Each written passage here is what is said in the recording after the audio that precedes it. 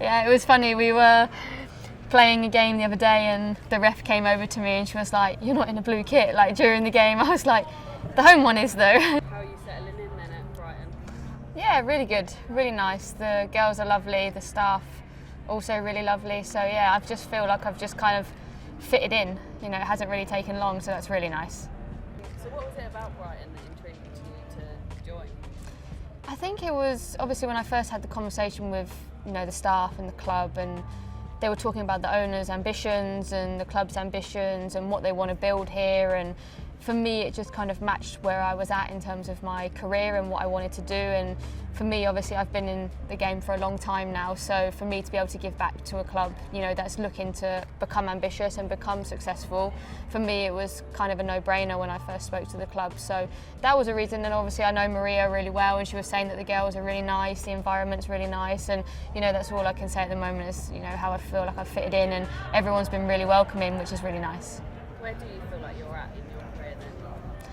I think, you know, I'm at a place where I'm still hungry to feel some sort of success, definitely. And for me, success obviously maybe is different from what it was, you know, 5-6 years ago when it was all about trophies. Now it's, you know, helping a team progress, and for me, being able to help younger players coming through or to help guide people going through, and that's kind of where I see my role is at the moment. As much as, you know, I always want to win. That's a non-negotiable for me, is to win football games, and you know, I would love to win a trophy here and be part of something successful here. So of course that's always my goal and ambition, but to help, you know, build the club and to build the players into, you know, going forward to become more and more successful.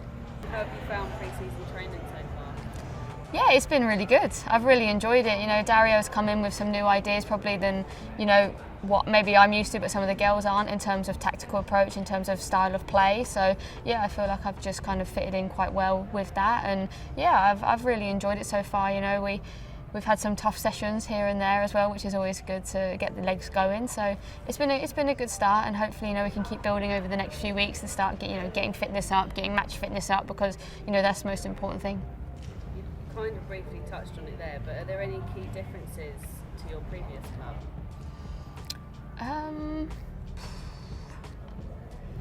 To be honest, I think now where women's football's at in terms of the professionalism, there's not much different. You know, you have meetings, you do your gym, you have, you know, all of these things going on. So it's I wouldn't say it's much different at all, no, in terms of the structure, in terms of the club, in terms of the working, you know, environment. Obviously the sessions are always going to be different when you have a different manager. But yeah, I think in terms of the day-to-day stuff, no, I haven't really felt much. That's maybe why I felt like I've just kind of fitted in, because I've just been so used to obviously being at a club for so long, 9 years, and kind of stuck in that mould, and coming in here, it's like, it's very similar. How did it feel wearing an ever so slightly different shade of blue? Yeah, it was funny. We were playing a game the other day and the ref came over to me and she was like, "You're not in a blue kit," like during the game. I was like, "The home one is though." So yeah, it was a bit weird putting it on for the first time, but I mean, it's a lovely kit. I really like it, so that makes it easier. Is this a new city for you? Do you know much about Brighton as a place? I mean, I've never been too far away from Brighton, obviously, when I lived in Reading, or obviously living in Surrey, so I've been down to Brighton a couple of times, but it's really lovely. It's a really lovely place, really lovely part of, you know, the world. And yeah, I haven't really done much exploring in terms of like actually getting into you know, the city or whatever, but yeah, I mean, I've obviously been to Brighton a few times. Has she helped you sort of feel comfortable within the new club?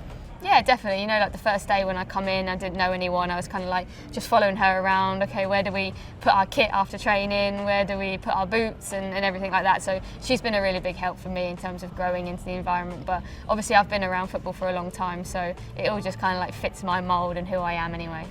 Did you have any nerves on like your first day walking in? Yeah, I was a little bit nervous actually, because you don't really know, you know, when you're walking into an environment how people are going to take you, and you know, but as soon as I walked in the door and we got in and we had our meeting and I was just chatting to people, I just felt like it was just normal, and I felt like I just knew everyone anyway. You know, obviously I've played in the league for a long time now, so played against the girls who are here, and obviously, you know one another, but you don't really know one another, so it's quite easy to kind of start that conversation anyway. So yeah, no, everyone's been super welcoming, and I've really enjoyed kind of getting to know some of the girls.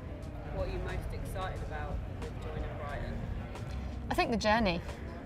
the journey and helping the club. You know, I spoke to someone earlier and they were like, how does success look? And for me, it's being in a better place than the club was last year in terms of on and off the pitch.